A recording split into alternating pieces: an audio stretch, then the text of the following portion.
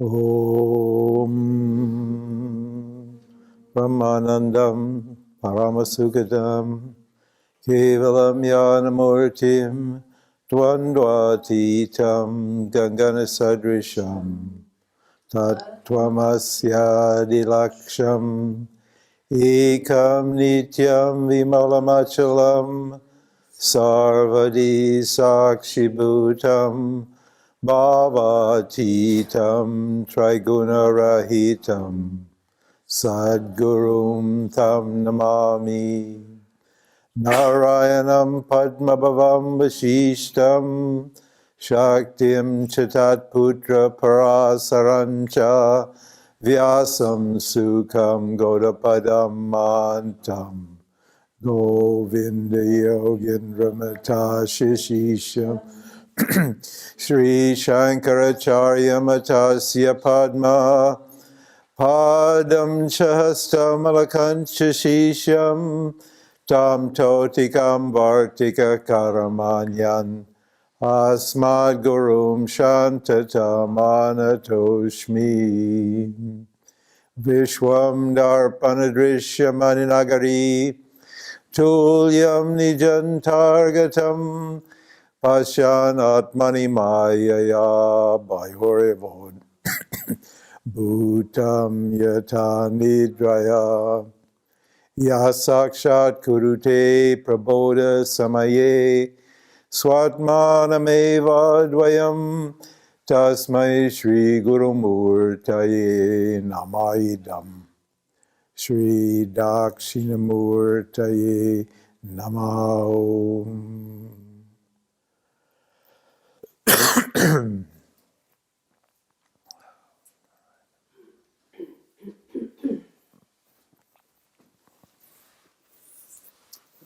Yes, please. Thank you.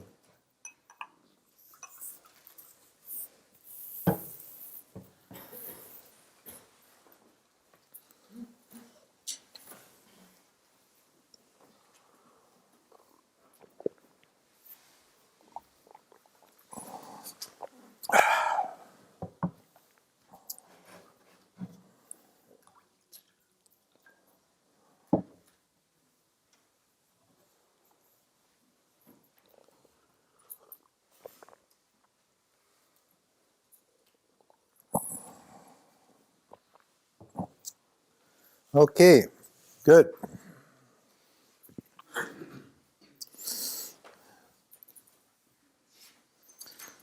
Self-inquiry. Vedanta. We'll try to give you a big picture snapshot. And like you take a picture, click, in an hour and a half, we'll try to give you the whole panorama of the path of inquiry. And each part of it, each step in this path is important as any other. Your knowledge won't be complete. Your doubts will not be completely cleared till you understand all the logic from A to Z and where everything fits carefully next to each other, what the sequence of ideas is. The reason we need that big picture is because it's just like a map. If you're going on a journey, you could start out on the ground asking questions. Where is Umbria, Italy? You could start here and walk on the street and start talking to people. And somebody says, oh, Italy's down there, I don't know, and so forth. And then you could get on a bus and go that direction, and then you have to stop and ask somebody else, and then you maybe make a mistake and go off this way, and somebody tells you, no, it's over here, and you go that side. And it may take you forever to get to your destination that way. At least it will take a long time.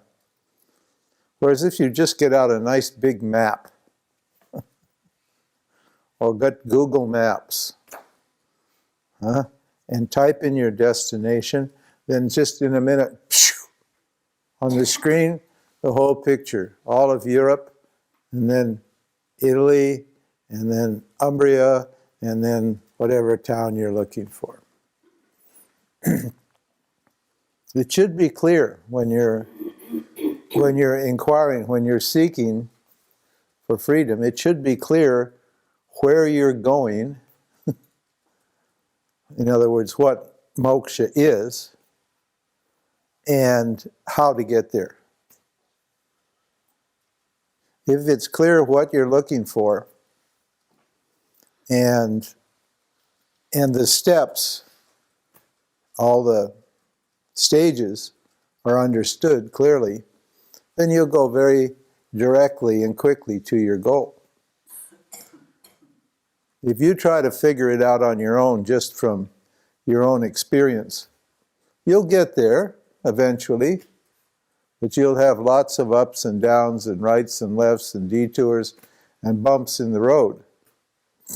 Whereas if you have that big picture in your mind, you can pinpoint exactly where you're off the path. You're off the track. You're never, of course, off the path, because everything is the path. But having said that, you can easily get sidetracked and end up at some place where you don't want to be. Depressed, angry, confused, and so forth. So Vedanta is the big picture. It's the result of the experience of millions of people. This is a great sampradaya, a great lineage, a great tradition. It's been contributed to, the knowledge has come from thousands and thousands, millions of people over several thousand years. People have who have reached the goal, who know what moksha is, and who have gotten there, have contributed their knowledge to this tradition. And so, it's very nice to learn from your own experience. We're all quite happy to learn from our own experience, or not. But a smart person, somebody who's really smart, learns from the experience of others. Understand? You're much more intelligent if you learn from the experience of others. It's very nice to learn from your own experience, but the collective wisdom has a lot more to offer and has solved many of the problems, or in this case, all the problems that are associated with seeking yourself, with attaining freedom. So, why try to reinvent the spiritual path on your own? What's the point? Just to strike out on your own. I know we're very, particularly in America, I don't know about Germany, but in America we're very egocentric and very individualistic. And we don't want anybody to tell us anything. That's our attitude, And, but it's a foolish attitude, because it's all been done. It's all been worked out. Yes, ma'am, did you? And before you said there's the third factor, the grace of God. It's not only me. Yeah. And the knowledge. Yeah. But it's the third. It's not in my hands only. No, that's right. And what is the grace of God? The grace of God is this teaching. This is everything is the grace of God in a non-dual reality, but in this case, the grace of God is this teaching, is the experience of humanity. And it's been refined, like you have an experience of a mystic. A mystic, may realize the self. We don't say they don't. But when he or she tries to give you the whole picture, or offer you a path that's suitable for you, not just suitable for the mystic. When a mystic says the way to God, tells you what the way to God is, that's always the way that mystic went to God. Huh? It's always his or her personal way. And they think that everybody's just the same, and so if everybody does exactly what they did, then they will get there. But that's not true, because all of us are unique and individual.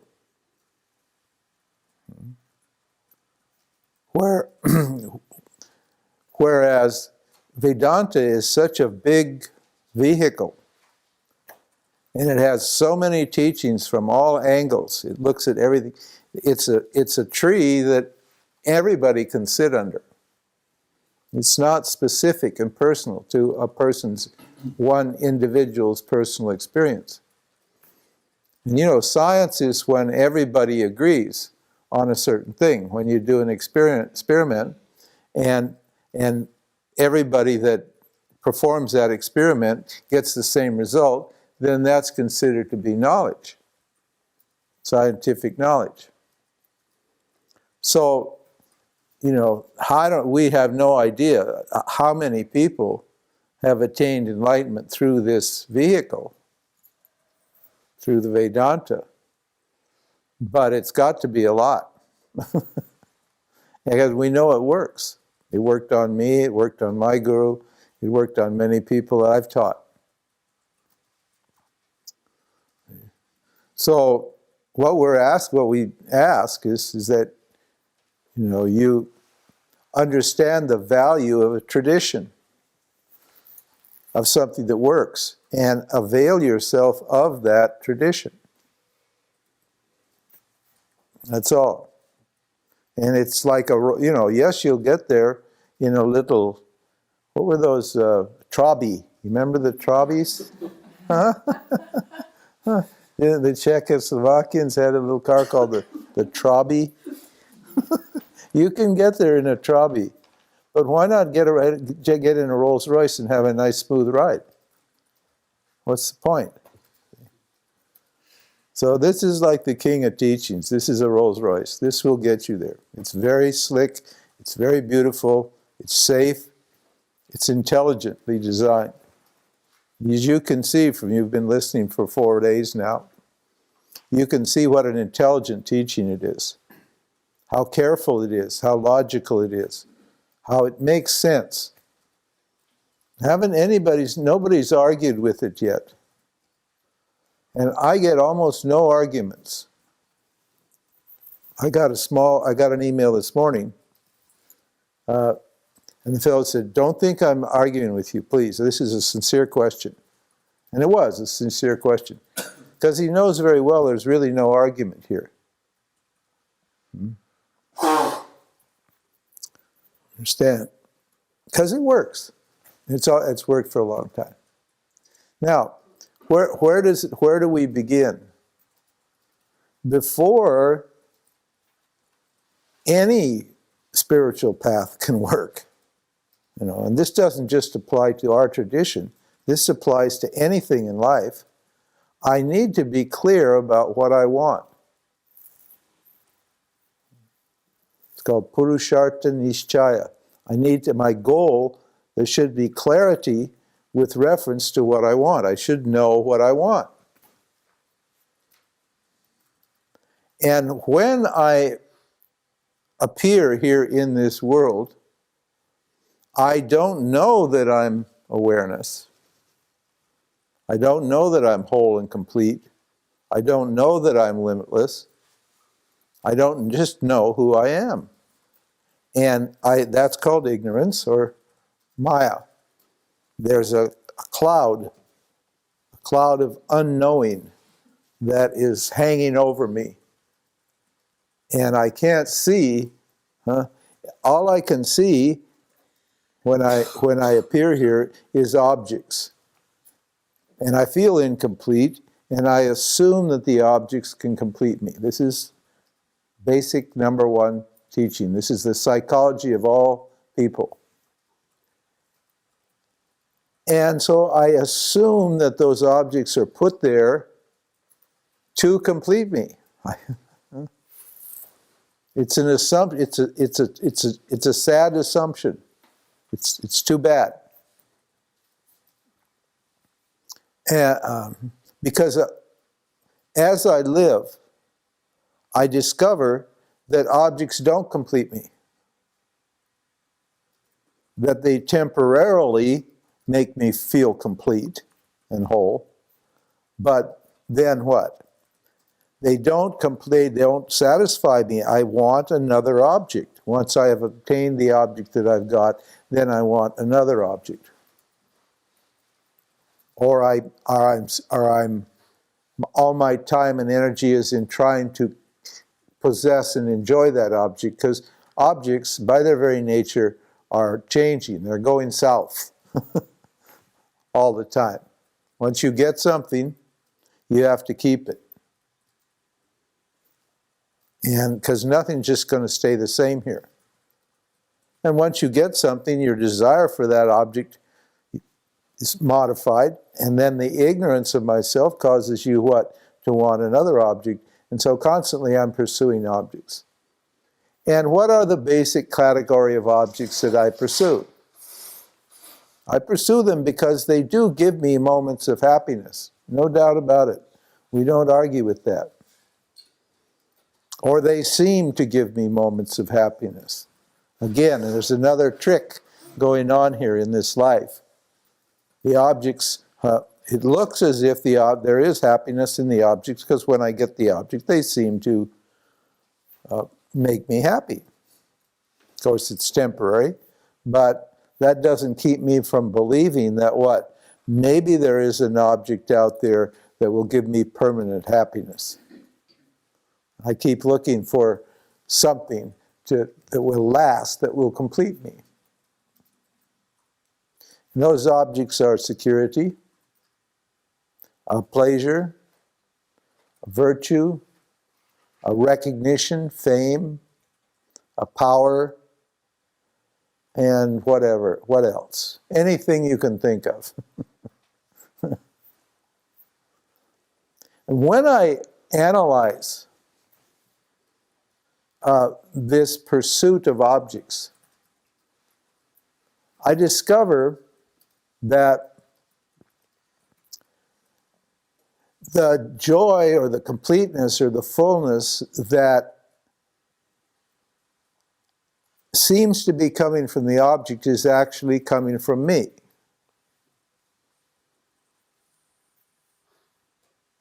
That the joy that I believe is in the object comes when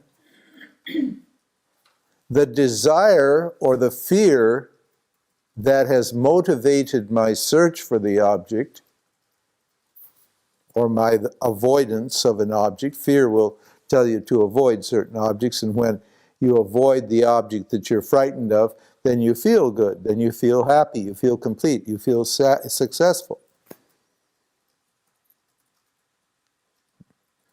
That the joy is not because of the object. The joy that I'm getting, that I gain in the presence of the object, comes from the removal of the desire or the fear for the object. It's very important to understand this fact. Because if that's true, then I don't need to what? I don't need to chase an object to get that feeling of joy, do I? It's no longer necessary for me to pursue an object to get the happiness. All I have to do is what? Remove the desire or the fear. See how this? These are yogis, these are smart people. Smart people say, well, why should I go to all the trouble to get that joy by going to chasing this object and keeping this object and so forth and so on? Why don't I just let go of my desire or my fear that's about that, for that object or about that object. Because when you renounce that desire, what? There's a sudden feeling of completeness and wholeness. And what is that feeling of completeness and wholeness? That is what? The experience of myself in the form of bliss, in the causal body. When I get what I want, I go to the causal body and I experience wholeness and completeness. It's like waking sleep. Like waking sleep. It's a temporary I feel satisfied, I feel full, I complete, I'm blissful.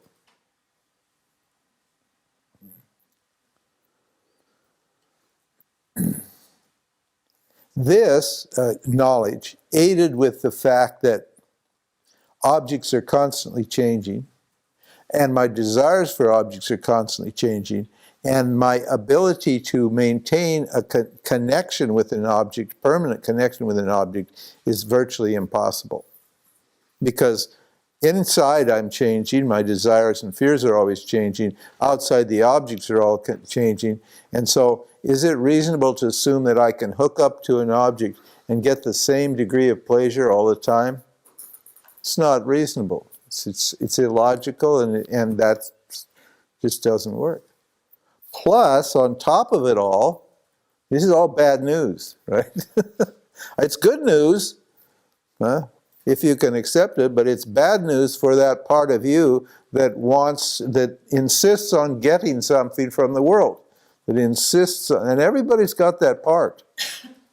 Everybody's got that voice inside that wants something. Usually it's love or security, whatever. Those are the two basic ones. You want security and you want love for pleasure. You want to feel good or you want to feel secure. Okay. So this whole problem is compounded by the fact that what? When Maya is operating, when I'm ignorant of who I am, when I'm ignorant of who I am, I find myself in a world of duality. A world of duality means that you can't win here, that this is a zero-sum game. It means for every loss there's a gain, and for every gain there's a loss. I want a relationship because I feel lonely. I want to feel intimate with another person, for example. I want a relationship, I get the relationship, and I get intimacy with another person. Can have that, lie in bed and have pillow talk. Oh, we can. How nice it is, pillow talk, very nice. Intimate, close, But, what do I lose? My freedom. To keep that relationship going, I'm not free. I've got to, I'm stuck to that object for that. If I go for freedom and dump out of my relationship, that's great. I feel free, but what? I lose the intimacy, don't I? Isn't it? For every gain in this world, there's a loss. For every loss, there's a gain. Because this Maya world is a duality. And we said that duality is what? Is the belief that what? The subject and the object are two separate things. We introduced a term called non-duality. And we discussed what duality was and what non-duality was. And duality means what? The belief that the subject and the object are two separate things. This is why I chase them, because I'm in duality. I chase the objects because they're separate from me, and I think if I get them, it will complete me. And I feel separate from them. And we discovered when we analyzed, we called this the location of objects teaching, that the objects are not located out there. In other words, the objects are not objects at all. This was very hard to understand. That the objects are not out there and they're not actually objects. The objects are what? Awareness, or the subject, appearing as an object. And we ran through that little teaching about where's the glass. I had a pen then, but today I have a glass. And I asked somebody, I said, where's the glass? And you said, in my hand. And I said, no, I disagree, it's in me. And it is me. And then we explained how Maya makes it look like reality is dimensional and that the subject and the object are actually separate. But when we analyze it through knowledge, we discover what? That there's no separation between what? The subject and the object. The object is the subject. And about what? The subject is free of the object. It's a very interesting thing. The oneness of the subject and object doesn't mean the sameness of the subject and object. The glass is me, made out of my consciousness, but what? The glass is inert and insentient and doesn't know me. So the glass is a part of my awareness that isn't conscious. It's awareness, all right, but it's not conscious. It's inert. It's one with me, but I'm free of it, always. I'm the observer it, I know it. We said that's non-duality. And we said that non-duality is not an experience. Non-duality is only knowledge. And then I gave you the picture of the two lines with the fins. So on one line the fins were going like this, and then the other line the fins were going in. And even though the lines were exactly the same distance, the lines with the fins going out looked like it was longer than the lines with the fins turned inward. And no matter how much you tried to see the lines being the same, you couldn't see them. In other words, what that means is enlightenment doesn't mean that duality is going to disappear. Enlightenment means that duality is going to be known, is going to be understood for what it is, an appearance. Understand? So we established our terms. What the world is, we called Maya, and then that it's a zero-sum game. The joy is not in the object, and what duality is. Then we said the second teaching was experience and knowledge. Said because we have such a habit of chasing objects, it's just a habit. We have such a deeply ingrained habit of wanting things and chasing objects, whatever it is. And you just look at your life. Be honest. Look at your life. Your life has just been pursuing various goals, various objects. When we get to the spiritual world, we find that this world offers the self to us, or enlightenment to us, as an object.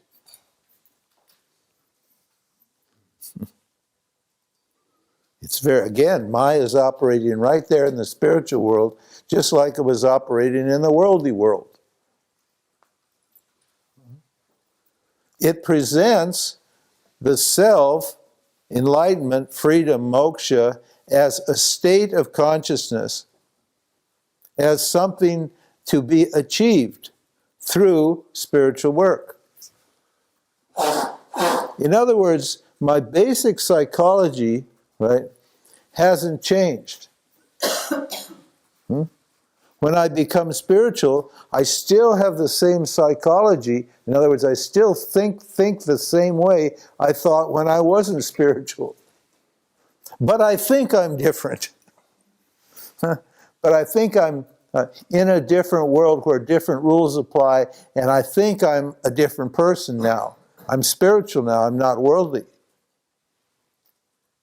But my psychology hasn't changed at all.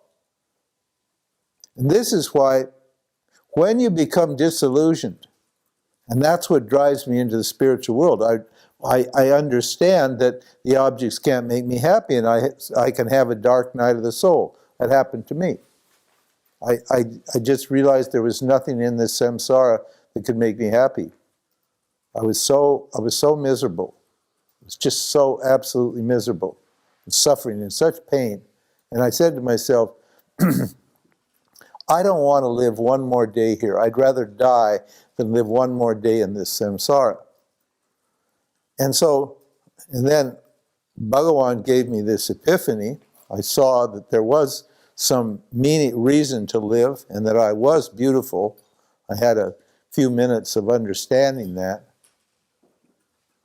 And then, without really knowing anything, and I didn't have a teacher or anything, I just ran off to India looking to get back this experience that I had, this epiphany that I'd had automatically, just out of the blue. I suddenly wanted to gain that back. So I spent 4 years, trying to gain that state, and I got that state many times. I could always get that state. And I thought that state was outside of Maya. I thought it was a state that was beyond Maya. I didn't realize that that state of satisfaction and wholeness was just the causal body. It was in Maya, and it changed. So every time I'd get there, I'd come crashing down. And then I'd do my yoga, my practice, my sadhana, and I'd go back up to that, what I thought was here, but was really only here.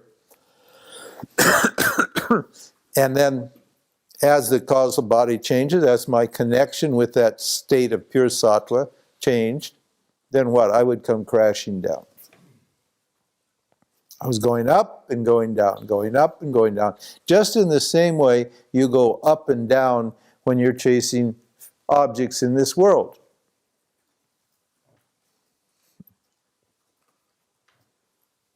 And I didn't realize, now this is an important point, big point, that karma cannot produce moksha.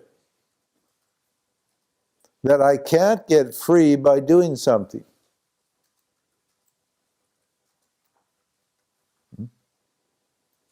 With karma, I can get something I don't have. I can get rid of something I do have. I can change something I do have. I can clean it or add to it. But I cannot get what I already have by karma. I said to God, I said, hey God, God was bragging. God said, I'm all powerful. I can do anything. I am limitless power. And I said to God, I said, hey, don't talk big. Don't talk big. I have something you can't do. And God looked at me, he says, who is this boy? What does he think he's doing? He's talking to me. I'm God. I'm all powerful. I can destroy him in a minute. And I knew what he was thinking, and I said, okay, listen, take it easy, God.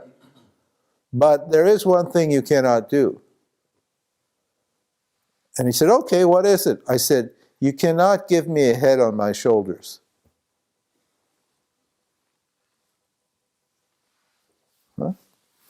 Huh? Could God give me a head on my shoulders? No. God said, he looked, and he had this big, oh my God, what's going on here? And then he said to me, he said, well, I can shrink your head to the size of a pea. I can do that. I can expand it to the size of the whole earth if you want. I can give you a really big head. Well, it seems you have a pretty big head now. I can flatten your head like a pancake. Or I can twist your head like a pretzel. But you're right. I can't give you a head on your shoulders. Why? Because you've already got a head on your shoulders. In other words, what? I am already free. What I want is limitlessness. I want to be limitless, and I'm already limitless. And so no amount of actions that I will do, if I keep doing my practices over and over and over again, if I do my practices for 5 years or 10 years or 30 years or 50 years, all of those efforts will never equal freedom or limitlessness. And the sad fact about spiritual practice is what? That the more I do it, the more I, what? Reinforce my belief that I'm a doer. That I'm the doer. It's precisely the doer that's my problem. I want to be free of the doer. Limitlessness means freedom from the doer. I want to be free from the doer, but everything I'm doing is what? Reinforcing the belief that I'm a doer. See Maya operating there? Maya operating in the samsara world, and what? And Maya operating just the same in the spiritual samsara. I don't think the spiritual is samsara. I think samsara is that life I left behind. But samsara, the spiritual world's in samsara too. The worldly world is in the samsara, and what? And the spiritual world is in the samsara. The same psychology operating in both worlds. This is why everybody wants you to get on their path and follow their way to get there. And they tell you, do this, you do your pranayama, you do your asanas, you raise your kundalini, you do da-di-da-di-da, you chant, you go on pilgrimages, you pray, you surrender to the guru, you do all these things, and you will get this experience called moksha, freedom. So, the second point, the first point is the joy is not in the object. The second point is what? Action can't set me free. And the conclusion that I need to draw from action is, from this, my experience in the spiritual world is what? Only knowledge will set me free. That I don't have an action problem, an experience problem, a doing problem. I've got a knowing problem. I've got a knowledge problem. I have to come to that conclusion. What? Simply because I'm already free. This is what Vedanta says. I am not incomplete. I am not incomplete. I am complete and whole. I have never been incomplete. I have never been separate from anything. I'm always one with everything, and everything is one with me. That's what Vedanta says. And so I have to understand that before I'm ready to what? To subject my mind to this teaching. The teaching doesn't work if I'm looking for an object, and if the doer is strong and wants to do some practice. People often say to me, what's the technique? Say, sorry, no technique. Well, we do have a kind of technique, but it's not. But they want something to do. Because the doer is right, always there, wanting something to do. And what needs to happen is that I need to convert my desire for experience into a desire to know. That's called a jiññāsu. That's a real seeker. A real seeker is somebody who wants to understand what's going on in life and who they are, not try to experience something. You're always experiencing something anyway. Why are you not satisfied with the experience that you're having? Instead of trying to change the experience that you have, why don't you what? analyze why you don't enjoy the experience you're having. And if you do that, then you'll discover that whatever experience you're having is fine. And that it's not up to you anyway. If it's not up to me, it's got to be fine, because there's nothing I can do about it. In fact, you're always experiencing objects all the time. So why would you chase particular objects? Understand? So this is a critical point in the spiritual journey. I realized that I've been chasing the wrong thing. I've been chasing an experience. I'm experience hungry. And that I should be understanding or knowledge hungry. Then, third stage of spiritual journey. For knowledge, I need a means of knowledge. The means that have been given to me by Bhagawan, by God, are not suitable for knowing awareness.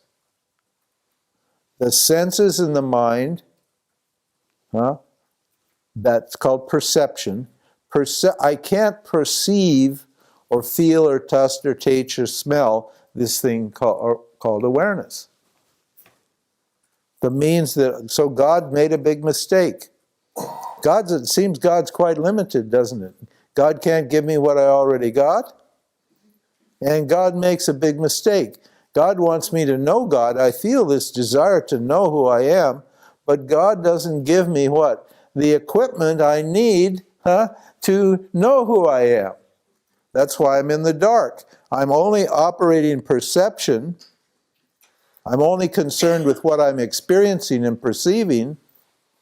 And experience and perception won't what?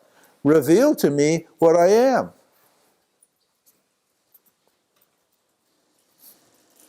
Sad story. Very sad story. Get out your handkerchiefs and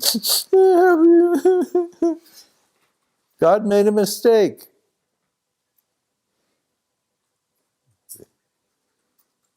Yeah, it's a real frustration. You get a book and read a book, but that's not going to work, is it? You can read a book and go to a satsang and all these things and listen to these lectures and all of that, but what will happen? My ignorance will cause me to misunderstand the meaning of the words, assuming the words are true. I don't even know if the teachings are true, if the teachings are actually legitimate teachings. So it seems like I've got a problem here. I don't have an adequate means of knowledge for knowing who I am. Boy, that's a hard one. That's why very few people come to Vedanta. So that's actually the reason. What Mooji gets like 500 people. We couldn't have it in this ashram. If Mooji was here, you'd have to have a big hall.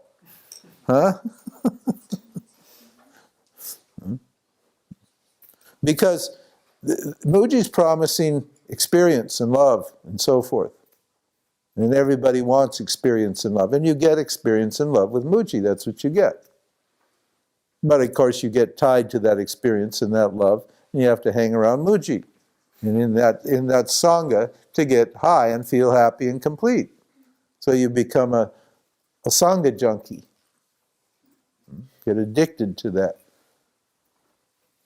But, so very few people want knowledge. And knowledge, as we said, doesn't happen on its own. It needs a means. The means I've got don't work, so what? So I'm out of luck? No. God had realized God's mistake, and God what? Revealed Vedanta to human beings. A long, long time ago. We don't even know. In fact, in our tradition we say awareness in the form of Shiva revealed this knowledge. And this knowledge came to us, not from us. You know, when a scientist or something makes a discovery, they think the scientist, it came from the scientist. But the scientists will tell you, no, it didn't. It just appeared. It just came to me. That's the language. They say, I didn't create that theory or that philosophy or that knowledge, that truth. It appeared to me. They just were sitting there looking at something, thinking about something, and then boom, it appeared. It was like a revelation. It's like knowledge. Knowledge always comes from the outside. Knowledge is not subject-based. Understand? Knowledge is object-based. It's not subjective. What your perception you think is knowledge, but that's only subject-based. And that won't work for everybody. The way I see it is not the way everybody sees it. There is something that everybody sees. We all agree, for example, that the light is on. That light being on doesn't depend upon you being you. See? Because everybody in this room whose eyes are open are going to say the light's on. Because it's not personal. It's not about me personally. Understand? It's objective knowledge. Knowledge is objective. It's not subjective. So, understanding that perception and inference was not enough, what? Consciousness, awareness, revealed these teachings a long, long time ago. And how do these teachings work? These teachings do not promise to give me an experience of myself. These teachings do not promise to prove that I exist as a self, because it's self-evident that I exist. It's obvious that I exist. These teachings do not prove to make me more, do not try to make me more aware. Because I am awareness already, and awareness doesn't change. There's no way you're going to get more aware. That's impossible. Yes, from the subtle body level, it may seem like you're more aware when your mind is sattvic. But when tamas comes to your mind, it'll seem like you're less aware. But you're not more or less aware. Awareness is absolutely the same all the time. It doesn't change. But looked at through the filter of the gunas, it seems to be changed. So we're not trying to make you more aware. We're not trying to prove that you exist as awareness, because it's clear that you do. And we're not trying to give you an experience of awareness. Why? Because awareness cannot be objectified and not be turned into an experience. This is what the teaching says. So there's no point in trying to think that I could experience it. Because what? I'm already experiencing awareness. There's only awareness, and if I'm experiencing anything, I'm only experiencing awareness. Why? Because reality is non-dual awareness. That's what reality is. Non-dual consciousness, non-dual awareness is the nature of reality. And everything is only that. So I don't have an experience problem. I've got a knowledge problem. What is that knowledge? What is that problem? That is, I have ideas, I have beliefs, I have opinions, I have notions, ideas about who I am. And what I need to do, I need to allow Vedanta to do for me, is what? Get rid of my ignorance. I won't be the one to get rid of my ignorance. The teaching will be the one to get rid of my ignorance. So all Vedanta is not getting something that you don't have. It's what? Getting rid of something that's standing in the way of appreciating what you do have, who you are. Your own beauty, your own joy, your own fullness, your own completeness. Now, for Vedanta to work, we said, and Vedanta does work. I wouldn't be teaching it today if it didn't work. because it worked on me. And it's the same vehicle, it's the same teaching that worked on me today, that worked on my guru, that worked on my guru's guru, that worked on Shankara, that worked on all the way back to what? Who knows? As far back in time as we can imagine. It's the same teaching.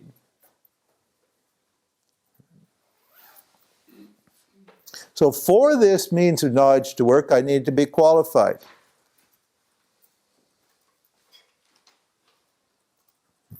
The first qualification obviously was that I understand that life's a zero-sum game. Oh, that's a qualification. And then the other qualification is I need to understand that what? That knowledge is the problem, ignorance is the problem, and that experience is going to mislead me. And those are two qualifications. But then understanding that, I need to what? Be further qualified insofar as I need to be a discriminating person, which means I need to know what's real and what isn't. And what's real is what? The subject, awareness, and what's not real is what? The objects appearing in awareness. That's simple. It's very simple. That doesn't mean it's easy. Just because it's a very simple discrimination doesn't mean it's an easy discrimination. It's not easy. Why? Because I've identified myself with objects. I think I'm my body, I think I'm my feelings, I think I'm my thoughts, I think I'm my experiences. I'm identified with them. I say, I think, I feel, I act, I'm happy, I'm sad, and so forth. My I has joined with an object, an experience, an object, whatever it is. And so there's a confusion between me and the objects. And discrimination is what? Knowing that what? I'm the subject and not the objects. And applying that knowledge consistently on a daily basis, on a moment-to-moment basis. I have to be alert and vigilant to do that. Why? Because Maya's always there causing me to what? Identify with objects.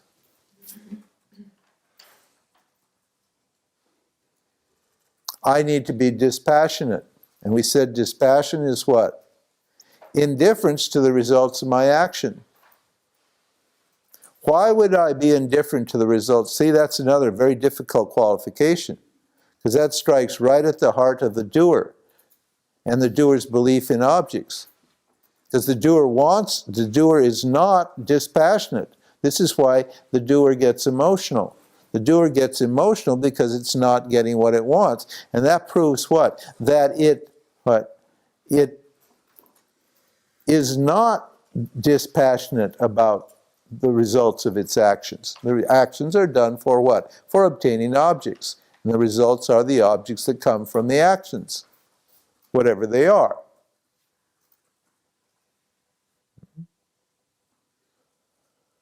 And this quality is what? I surrender the results of my actions to what? Life. That's dispassion. I say, well, I did my best. I'd like to get this. I worked hard, but I can't get myself all emotional and worked up and anxious, right, if I don't get it. And I'm what? And to what I have already been given, which is what's in front of me, my life, I also, it's fine. I accept it as it is, because that's the results of my actions also, the experience that I'm having now. So a dispassionate person, what? Is indifferent to the results of their action. Those are the two big ones. Then we said control of the mind by observation. That was called Shama. Control the mind by observation. Not trying to control specific thoughts or get rid of specific thoughts, but what? Observing the mind clearly from the vantage point of awareness. Looking at the mind from the point of view of awareness, and contextualizing it, shrinking it down so that I can understand what it's doing. And through that understanding, I become more discriminating and more dispassionate. If I have difficulty managing the mind with observation and analysis, then what? I need to be able to control my senses. We said that's Dhamma. If I cannot keep my senses under control, what is going to happen? I'm going to create all kinds of vasanas and all kinds of karma. So I need to be disciplined and keep my senses under control. All of them. But particularly my speech. I need to be very careful how I speak and who I speak to and the attitude in which I speak and what I say. My speech should be pleasant and truthful and non-injurious. I shouldn't speak from anger. I shouldn't speak when I'm depressed. I should only speak when I'm clear and know what I'm saying and have a good intention in my mind. Because so much of the mental agitation in my life comes from things I've said in this Dharma world, and that's created conflicts with people. And that makes me feel guilty, and that produces bad energy from the outside and keeps my mind disturbed. So I need to control my senses. My food, I eat too much, I have an agitation in my mind. Too much sex, another agitation in my mind. Too much of any kind of indulgence of the senses causes all kinds of mental disturbance and attachment. So, then, swadharmaha. I need to stick to my own duty and not try to fix the world. To do the dharma of another is fraught with danger, Krishna says. And then at another point in the Bhagavad Gita says, it's better to do a third-rate job on your own dharma than a first-rate job on somebody else's dharma. In other words, stop trying to change the world and change other people. Look to yourself. Do what's appropriate for yourself. That's called swadharma. Otherwise, you'll never work out your karma here. You'll spend all of your time working out other people's karma, or thinking that you're working out other people's karma, thinking you're helping them, but when you're not helping them work out their karma, what are you helping them do? Gain dependence on you as an object, and therefore what? Destroying their sense of self-reliance. Self-reliance is an obviously necessary quality for anybody to succeed in any endeavor in this world. And the second aspect of swadharma was not trying to be perfect as a person. Not having this ideal. I should look like Brad Pitt, and the woman thinks I should look like Angelina Jolie, Not trying, or in the case of spiritual people, I want to be like the Buddha. Or I want to be like Amachi. I want to be just totally loving and all. You're not the Buddha, you're not Amachi, you're not Brad Pitt, you're not Angelina Jolie, you're you.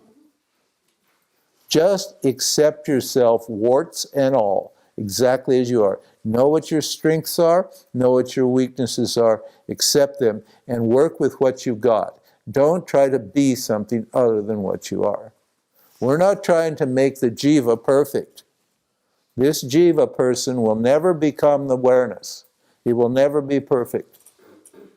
And no matter how perfect you get, the more perfect you get, the more what? Imperfect you feel. Just like knowledge. The more knowledge you get, the more ignorance you are aware of. It's exactly the same problem because it's in samsara. It's a duality. This perfection thing and being perfect is just what? Means what? That you're feeling imperfect. You'll always be imperfect when you want to be perfect. So you can't get out of it by trying to change the jiva. That's called swadharma.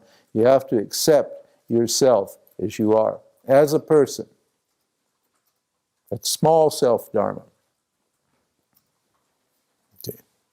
Then what? Titiksha, forbearance.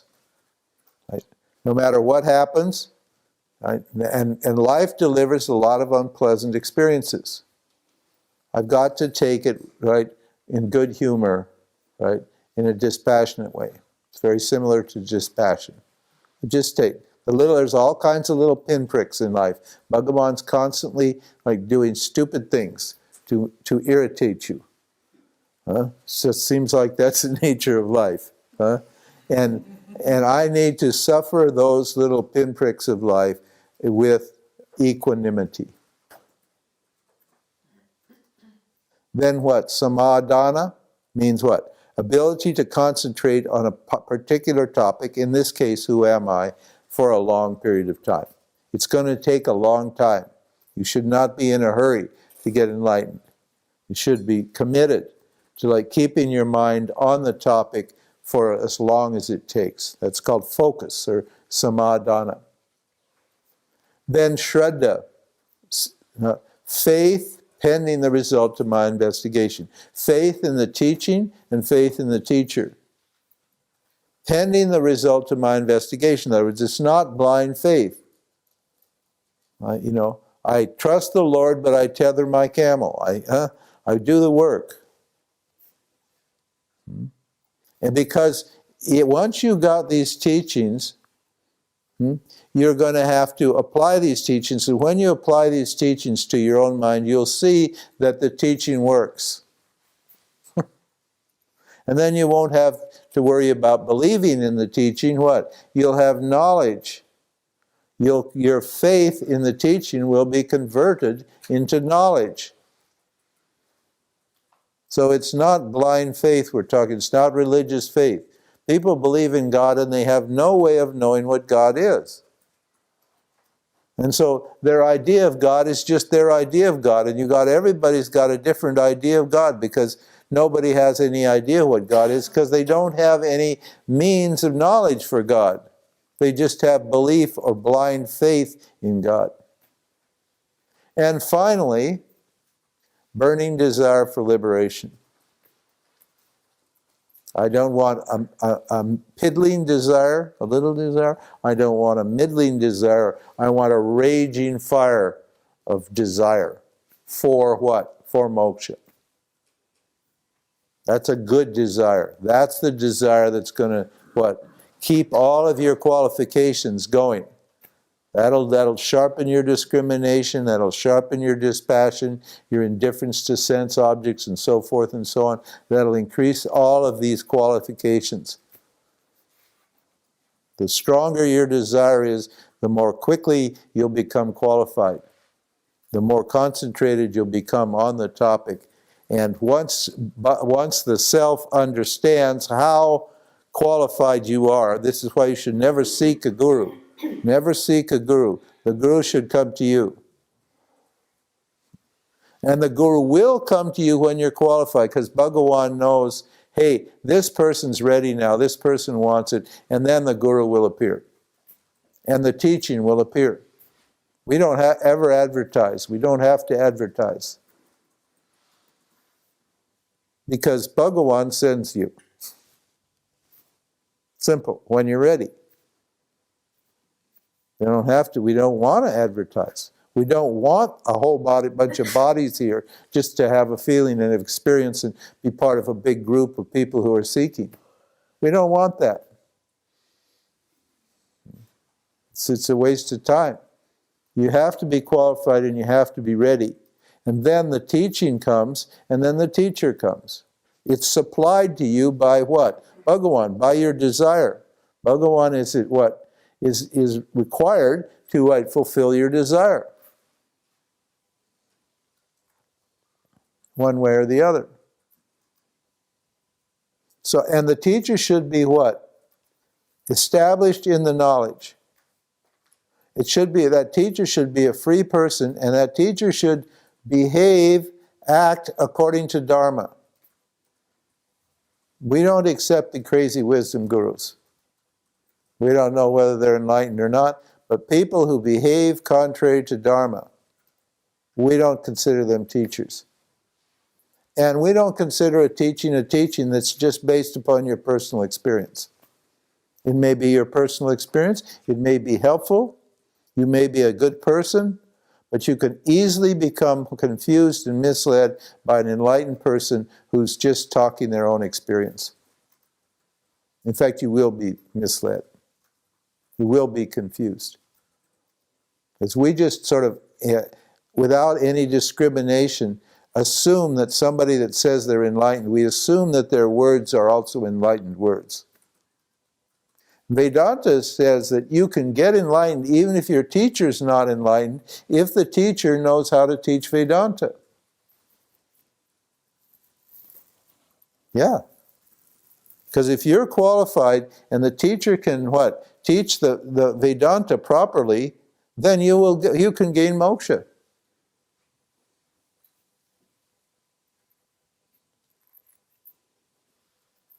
So I need what? I need to be qualified, and I need a qualified teacher. That teacher should be kind and compassionate and should treat you like an equal. Our tradition is called Sakya Bhava, and it means what? It means friendship. We don't want to sit up high and keep you down low and ask you to surrender to us and act like we're big and important and enlightened and all that, and you're nothing. And the model for our teaching is Bhagavad Gita. Krishna and Arjuna, the teacher and the student, were friends. It's called Sakya Bhava, the friendship. We're not asking for anything from you. We're not asking for surrender or money or any other thing. And you can talk to one of the teachers in our lineage directly as a human being. Then that knowledge can be passed easily and quickly. So now I'm all good to go, and then I'm taught the next thing, I'm taught the self. What is the self? Well, we've spent a lot of time talking about the self. Self is limitless. What does limitless mean? Limitless means what? It's not modified by experience. No matter what happens, the self doesn't change. If the whole universe blows up, boom, the nuclear war, the self is completely unaffected. Not anything can affect the self. That's why it's freedom. It's freedom from experience. You're free from experience. You're not changed or modified by what kind of experience happens. That's what limitless means. Limitless doesn't mean big. Limitless doesn't mean powerful. Bigness and power belong to Maya. They don't belong to the self. The self is limitless. The self is full. It's a partless whole. It's a whole that's not made up of parts. It looks like this is all parts here, but these are not parts. This is just a teaching device to help us understand and remove our ignorance that's standing in the way of our appreciation of ourselves as a partless whole. The self is pure. It has no impurities in it.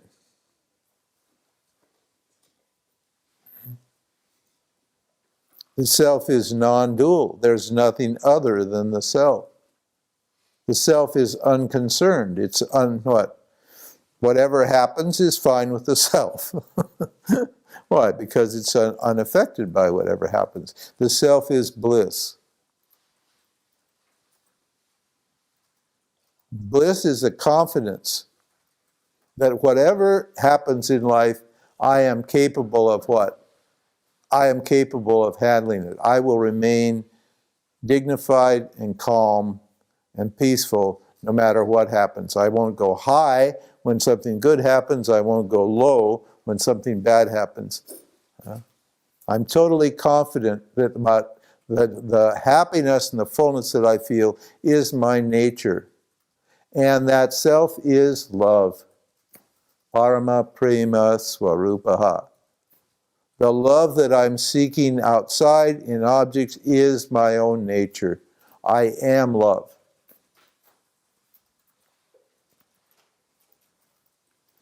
And then we said, so that should do it. That should solve the problem. And I should be enlightened, and off I go. Never mind. Problem solved, spiritual journey over, everything's wonderful. But that's not the end of the story. That's just the beginning of the story. Enlightenment's just the beginning. Understand? It's not that now I've just got back to where I always was. That's all. I haven't gained anything at all. I've just returned back to who I am.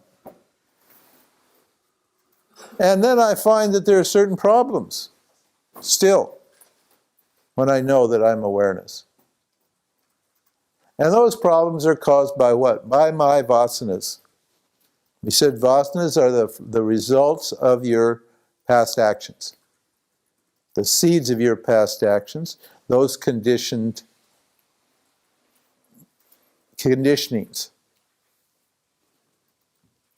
And to take care, they keep throwing up obstacles in my mind. The obstacles to my appreciation of myself as awareness keep appearing over and over and over again, even when I know that I'm awareness. So, how am I going to get rid of those? I know I'm awareness, that's fine. That problem's solved. I want now what? To make my experience what? Commensurate with what? Who I am. In other words, I would like this jiva person to be as happy as I am as awareness, or as close as possible. So I need yoga. I need what? Karma yoga, bhakti yoga, jnana yoga, meditation, and the yoga of the three gunas. Karma yoga is what? Karma yoga takes care of the doer. Dharma yoga is the knowledge that I'm not the doer, that Bhagawan, Ishvara, is the doer. And when I got that knowledge, what do? I act, what? In an attitude of gratitude, leaving the results to Bhagawan and taking what results do come as prasad. And that attitude of gratitude neutralizes the greedy, grasping attitude that I've developed as an ignorant person, and slowly reduces my vasana load, which removes my rajas and tamas, and develops a pure sattvic mind that starts to reflect, that reflects awareness clearly. I'm not trying to be a better person. I'm not going to be a better person. I know I can't be better than what I am. But my mind is going to become more and more beautiful and luminous. It's going to bless my jiva, and it's going to bless everyone that it comes in contact with when I do my yoga. When I live, yoga is a way of life. Yoga is how I live here. This is the value of yoga. We said yoga may get you to moksha if the yogi converts from an experiencer into a seeker of knowledge. So yoga can be good. But yoga's basic purpose is what? To purify my mind and get my life in order. My psychology. Yoga is basically to get my mind or my psychology clean and pure still.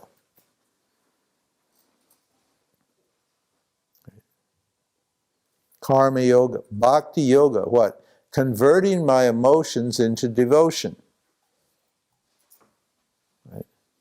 Developing what? Love for the truth. Bhakti. It's actually we discussed bhakti. How it's not actually a path, but we can call it a path, insofar as it's seeing to it that the love that I have for objects is converted into a love for inquiry for myself. So all these devotional practices are incredibly good, very, very helpful. Puja, chanting, worship of all sorts are encouraged, so that my love for myself grows and grows and grows. Particularly in the form of others, serving other people. And I choose on the bhakti path, if I can't love myself directly, I get some symbol of myself. That's why we have Krishna. That's why we have Jesus. That's why we have all these great beings and symbols. Mountains can be symbols. The sun is a symbol. Everything I take as a symbol of myself, and I contemplate on these symbols as myself. And one of the best symbols of the self are human beings. Man is what? Created in the image of God. So I try to see God in everybody. What's that going to do to the problems I have with people? If I have bhakti and I see the self in everyone, I'm not going to have problems with anyone, am I? Because I'm going to love everything and everybody as reflections of God. You can love a cute little cat, a furry little cat, can't you? Why? Because you see God there. You see the purity and the beauty and the innocence there. The same awareness and the same beauty that's in a cat is in a human being. So, and human beings are what we contact most. So human beings can become a great symbol, a great means of what? Purifying my mind, of getting my emotions sorted. So bhakti yoga for the emotions, karma yoga for the doer, the ego, and jnana yoga, Vedanta, discrimination and the application of knowledge for the intellect. Applying the opposite thought in every case. Discriminate. Opposite thought means what? Watching my mind all the time, and when I notice that I feel incomplete, making a correction. As soon as I feel that sense of incompleteness and inadequacy and smallness, I immediately assert the opposite. I am limitless, non-dual, whole, ordinary, unconcerned awareness. And that knowledge should take me right back to the knowledge, to myself. That knowledge should put me in touch with that experience of myself as a complete whole being. And I just can destroy, simply by using my mind, I can destroy that root thought that's creating all this samsara for me. I surrender to the teachings. Means what? I practice knowledge. This is why we say we're a pathless path. There's no path, but we've got a path also, and the path is a practice. What is the practice? The practice is the application of this knowledge that I'm whole and complete to the fears and desires that are operating in my mind on a daily basis. That's my work. That's my intellect. That's the job I'm giving my intellect. That's good work. That's noble work. That will make life better for me, and it will make life better for everybody. Meditation. Once I've got my practice in we didn't really talk about meditation. Once I've got my bhakti, karma, and jnana yoga, I've got that all in place, then I can start meditating. Why? Because I'll be handling my vasanas with my yogas, and I can use meditation to focus my mind on the reflection of awareness. Then I can focus my attention on myself and keep my mind steady on the self and investigate the self directly. So I tried to practice meditation without karma, bhakti, and jnana yoga is basically a waste of time. It will be stress management. You can actually just remove agitation for a little while, but the agitations will come right back when you stop meditating. You should take care of the agitations by what? The way you live. Right? By what you do with your mind and your heart and your actions and your body. Yeah. And finally, Triguna Vibhava Yoga. Understanding what? The nature of my experience. That my experience is nothing but the three gunas. If I can discriminate myself from experience, that's great. If I can't, then I observe my experience and know that what? I observe these gunas and look for what? Look for the awareness of the guna in every experience. Because there's no experience that stands apart from awareness. No experience is floating off somewhere else where there's no awareness. Wherever there's an experience, there's awareness. And my attention should go what? Back onto the awareness in every case. For no matter how I'm feeling, if I'm tamasic, I should look for awareness. I shouldn't try to do anything to get out of tamas. I should just look for awareness, and that will take me out of tamas. If I'm rajasic, I shouldn't do anything to try to get out of rajas. I should what? Turn my attention back to awareness, and then rajas will either disappear and become sattva, or it will just shrink down. It'll be small vibrations or agitations that are easy for me to manage. And I should not get attached to sattva either. A question about the sattvic. We've read that the downside of being sattvic is clinging to knowledge. Yeah, clinging to knowledge and bliss, and that's right, and goodness and wholeness and purity. These are all the yeah, clinging or hanging on to bliss and knowledge and all the good things. Yeah, to hang on, to grabbing on, to grasp. When I find my mind getting sattvic, I start it feels very good. And you can get stuck in sattva. Mind you get stuck there. In fact, a lot of people, when they're doing their sadhana, they get so sattvic that they forget about moksha because life is so good, and they think I'm pure and holy and good and all that. And they miss the point. It's not the kiss of death. Okay, mind you, it's fine to be pure and holy and good and be blissful. That's fine. We have no problem there. But it's not moksha. Moksha is freedom from experience, freedom from the doer. Therefore, what? Problem solved. I know who I am. I've got the tools to work on myself, and off I go into my life, right? And apply this knowledge to my life, to my situation. Okay, good. It was lovely to talk with you. I enjoyed it very much. And it seems from looking at these smiley faces that you enjoyed it also. And hopefully, by God's grace, we will meet again sometime. And take care of yourself. And good luck in everything. Thank you.